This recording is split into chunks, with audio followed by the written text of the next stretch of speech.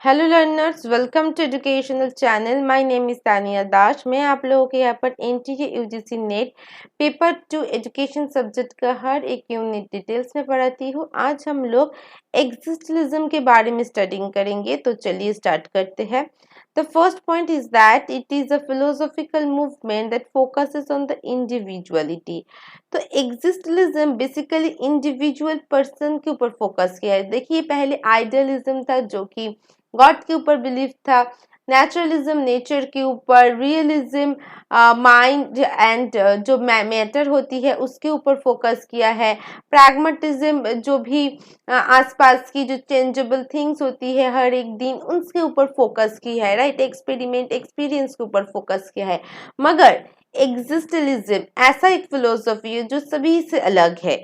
एग्जिस्टलिज्म कहते हैं कि अभी की सिचुएशन पर जो एग्जिस्ट है वो है इंडिविजुअल। इंडिविजुअल जो करेंगे, जो एक्शन करेंगे, वही हमारे लिए एग्जिस्टेबल होगा और कोई एग्जिस्ट नहीं है।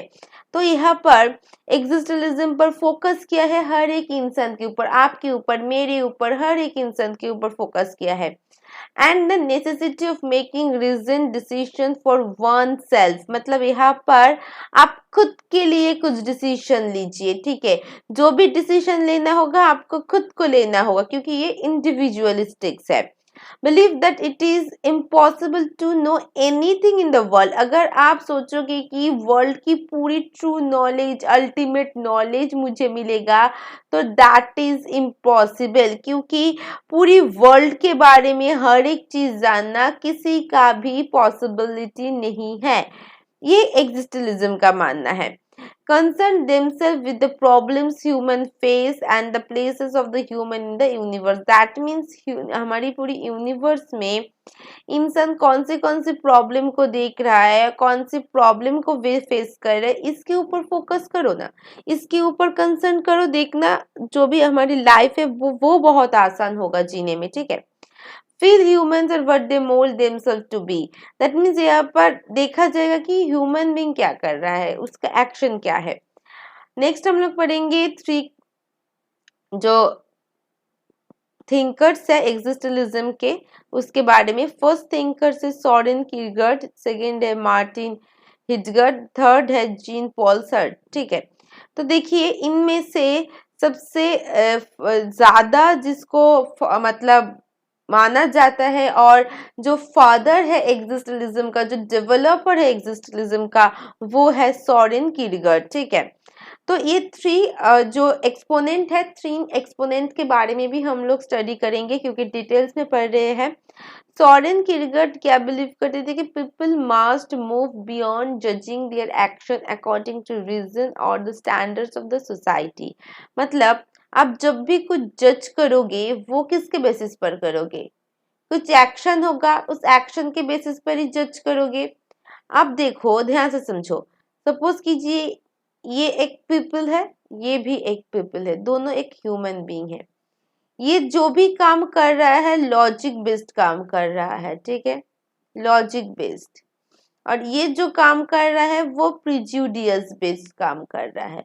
दोनों ही कुछ ना कुछ एक्शन कर रहे हैं। आप क्या करोगे? अभी जज करोगे। आप कौन सी जजमेंट लेंगे, लॉजिक का या प्रिजुडिस का? ऑब्वियसली जो लॉजिक बेस्ड है उसकी जज करेंगे आप। तो यहाँ पर जो भी जजमेंट होगा, जो भी स्टैंडर्ड ऑफ द सोसाइटी होगा, वो रीजन के बेस पर होगा, ठीक है। उस एक्शन को आप जज करोगे।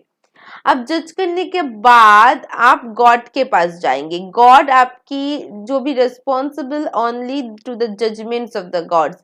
अब गॉड की जजमेंट होगा यहाँ पर, ठीक है। तो देखो, यहाँ पर अब जो भी एक्शन करते हो, जो भी जजिंग करते हो, वो एट लास्ट गॉड का होगा। ये सोरेन किरकेगार्ड का मानना है। सिर्फ और सिर्फ ध्यान से समझो, पूरी एग्जिस्टलिज्म पर आपको कहीं पर भी गॉड के ऊपर कुछ पॉइंट्स नहीं मिलेगा। सोरेन किरकेगार्ड ने पहले इस गॉड के ऊपर एक कंसेप्ट दिया था, मगर नेक्स्ट जो एक्सपोनेंट है वो इस गॉड की जो भी कंसेप्ट है उसको रिजेक्ट कर दिया। तो एग्जिस्टलिज्म बेसिकली गॉड को नहीं मानता है, ठीक है। That it is the through their choice people to come to know who they really are and what they value. मतलब यहाँ पर पीपल को चॉइस देना चाहिए ना, एक अपॉर्चुनिटी देना चाहिए, आपका क्या चॉइस है, उस चॉइस के बेसिस पर वो रियलिटी को जानेंगे, क्या वैल्यू है उसको जानेंगे। That works of art are not real, they are meaningless. मतलब जो भी आर्ट के बेसिस पर आप काम करोगे वो रियल नहीं होगा, वो मीनिंगलेस होगा, मतलब मीनिंगफुल नहीं होगा, वो कोई भी पर्पसफुल नहीं होगा। तो बेसिकली एग्जिस्टलिज्म आपकी रीजन बेस्ड लॉजिक बेस्ड काम को मानता है, ठीक है। मार्टिन हिटकर ने क्या कहा कि उन्होंने कहा कि मार्टिन ने रिजेक्ट कर दिया जो किरगट की जो आइडियाज था, ठीक है, रिलीजियस के ऊपर, उसकी उस आइडिया को उन्होंने रिजेक्ट कर दिया। वो मानते थे कि कोई भी रेडीमेड नहीं होती है, ठीक है, जो भी करेंगे हम लोग एक्शन के थ्रू करेंगे, पहले से कोई नहीं आती है। अच्छा, does not come readymade. Authenticity होगा ये being true to oneself when making moral choice. मतलब मैं जो भी चीज करूंगी वो मेरे लिए ऑथेंटिसिटी होगा। इज द ओनली वर्च्यू और स्ट्राइविंग फॉर द एग्जिस्टलिज्म थ्योरी। तो एग्जिस्टलिज्म पर ये ऑथेंटिसिटी होना बहुत ज्यादा जरूरी है। अब जिन पॉल ने क्या कहा देखिए, people can never certain that have made the right choice. मतलब यहाँ पर पीपल कभी भी कोई भी सर्टेन चॉइस नहीं ले सकते, right choice. People are free and alone, वो बिल्कुल फ्रीडम है। They are alone because God does not exist, क्योंकि यहाँ पर गॉड नहीं होती है इसलिए वो अलोन है, वो फ्री है। Human nature can be summed up in the 3 words sentence existence precedes and essence. मतलब अगर ह्यूमन की बात करेंगे, ठीक है, वो ह्यूमन 3 चीजों के ऊपर बेस करके होगा। पहला होगा आपकी एग्जिस्टेंस, ठीक है, नेक्स्ट होगा आपकी प्रीसीड्स एंड नेक्स्ट होगा आपकी एसेंस। तो ये तीनों चीजों को मिलाकर आप क्या करते हो, ह्यूमन की नेचर को डिस्क्राइब करते हो या फिर सम अप करते हो। नेक्स्ट क्या है, मेटाफिजिक्स। एग्जिस्टेंस प्रीसीड्स एसेंस, ये हम लोग अभी अभी स्टडी किया। Basically describe what the existence believes about the metaphysics. The believe that no human nature people exist and each creates his own essence. मतलब पहले से ह्यूमन नेचर को हम लोग ठीक तरीके, मतलब पहले से हम लोग ह्यूमन नेचर को क्रिएट नहीं कर सकते या फिर कह लीजिए कि सिलेक्ट नहीं कर सकते, ठीक है। पीपल एग्जिस्ट करते हैं, ठीक है, ये फिर each creates his her own essence. मतलब खुद की एसेंस हर एक इंडिविजुअल खुद क्रिएट करते, कोई गॉड या फिर कोई स्पिरिचुअलिटी, कोई पावर, कोई इंसान, कोई नेचर ये क्रिएट नहीं करते, इंडिविजुअल खुद करते हैं। A person behaviour can not be compare to someone. मतलब एक इंसान को हम लोग दूसरे इंसान के साथ कंपेयर नहीं कर सकते, क्यों, क्योंकि हाथ की 5 उंगलियां सेम होती है, नहीं होती है। दैट मीन्स हर एक इंसान भी अलग होती है, ठीक है, हर एक इंडिविजुअल की नीड इंटरेस्ट अलग होगा। ये रहा आपकी मेटाफिजिक्स। नेक्स्ट होगा एपिस्टेमोलॉजी। ये बिलीव करती है that knowledge is mainly gain through the experience in our everyday life. हर एक दिन हम लोग एक्सपीरियंस करेंगे और नॉलेज गेन करेंगे। They feel that too much intellectual analysis interfere with and activate participation in life. अगर आप intellectually खुद को analysis करोगे तो हर एक करना चाहिए, और इसके लिए क्या करना होगा, आपको हर एक जगह पर participate होना होगा, हर एक जगह पर active रहना होगा। अब नेक्स्ट पढ़ेंगे ethics. Existentialism are ones which pick and choice their own value. मतलब हर एक इंडिविजुअल खुद की ओन वैल्यू, खुद की मॉरलिटीज को देखेंगे। Each person lives according to different choice. मतलब हर एक इंसान अगर रहेंगे तो हर एक इंसान की जो चॉइस होगा, जो मॉरलिटी होगा, वो अलग अलग होगा। That's why I stated that their own values and own moralities. They do not believe the actual right. That means ultimate right, ultimate wrong, इन सारी चीजों के ऊपर वो बिलीव नहीं करेंगे, because they believe that for every choice made one can assume that the person has chosen what they felt was right of them. मतलब मैं ऐसा इंसान हूँ, मैं एज एक ह्यूमन बीइंग सोचूंगी कि कौन सी राइट है कौन सी रॉन्ग है। आप उसी चीज को नहीं भी सोच सकते हो। मैं जो राइट समझूंगी आप उसको रॉन्ग समझ सकते हो, मैं जिसको रॉन्ग समझूंगी आप उसको राइट समझ सकते हो। तो यहाँ पर मैं as a human being, as a individual खुद की दिमाग लगा के, खुद की इंडिविजुअलिटी के साथ, खुद की इंटेलेक्चुअल के साथ में समझूंगी कौन सी राइट है और कौन सी रॉन्ग है।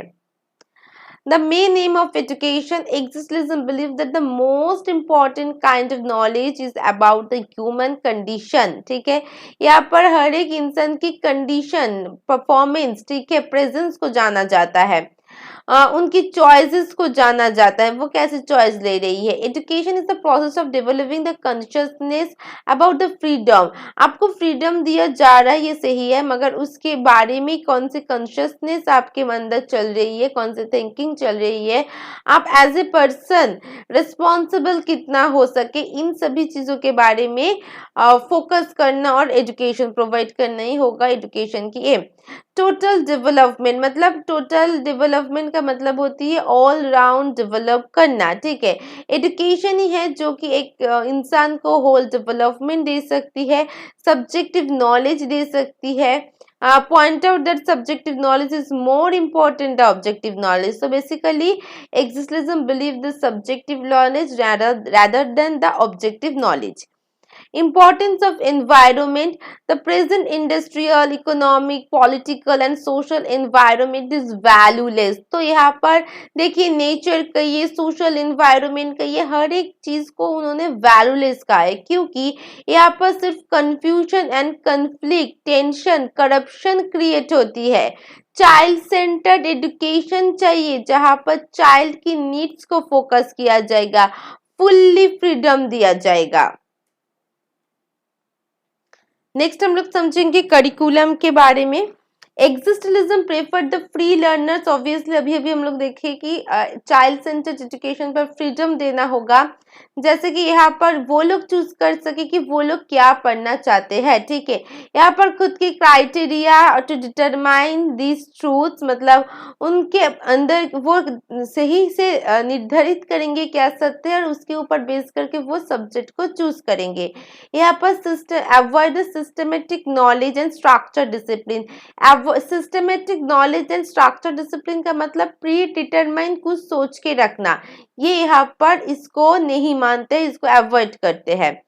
लर्निंग एक्सपीरियंस क्या होगा? Existentialism curriculum would consist the experience and subjects that lend themselves the philosophical dialogue and act the choice making. मतलब यहाँ पर ये नहीं होगा कि पहले से कोई चॉइस करके रखे, यहाँ पर इंडिविजुअल आके खुद चॉइस करेंगे। रिलीजियस एंड मॉरल एजुकेशन पर क्या है कि the existentialism particularly lay emphasise on the religious and moral education. Religions allow a person to develop himself. Religious and moral education को भी एक्जिस्टेंशियलिज्म ने सपोर्ट किया है, ठीक है। मगर यहाँ पर क्यों सपोर्ट किया है रिलीजन एंड मॉरल एजुकेशन को? क्योंकि इससे खुद को वो डेवलप कर सके।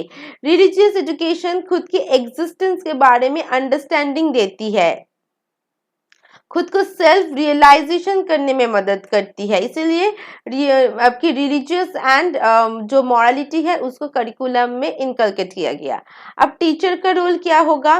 Teacher creates an educational situation in which student may establish the contact with himself. मतलब ऐसा सिचुएशन क्रिएट करना होगा जिसके तो स्टूडेंट खुद को ही खुद के साथ कनेक्ट कर सके, ठीक है। यहाँ पर कॉन्शियस हो सके, अचीव कर सके खुद की सेल्फ रियलाइजेशन को, खुद को समझ सके, यही होगा टीचर का रोल। मतलब टीचर यहाँ पर ऐसा एनवायरनमेंट क्रिएट करेंगे जिसके थ्रू स्टूडेंट्स के अंदर की ये सारी खुद को जानना, खुद को रियलाइज करना, खुद को कांटेक्ट करना और ये सभी चीज को एक बूस्ट कर सके, ठीक है। यहाँ पर एक फ्री एनवायरनमेंट क्रिएट करना होगा, यहाँ पर टीचर गाइड के हिसाब से रोल करेगा।